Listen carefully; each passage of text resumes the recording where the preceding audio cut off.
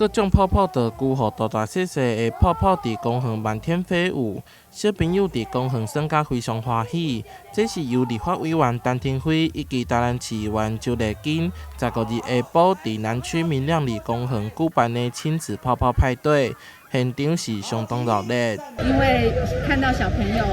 都在3C 的面前所以我也希望说小朋友能走出户外来体验我们的亲子活动。议员周丽金嘛发新泡泡战车，甲小朋友斗阵佚佗。伊长期关心教育政策以及幼儿福利等相关议题，而且家己嘛是2个囡仔的妈妈，上会当搭建父母的心声甲需求。周丽金议员是2个孩子的年轻妈妈，所以年轻的妈妈一定更重视教育，而且能够体验到说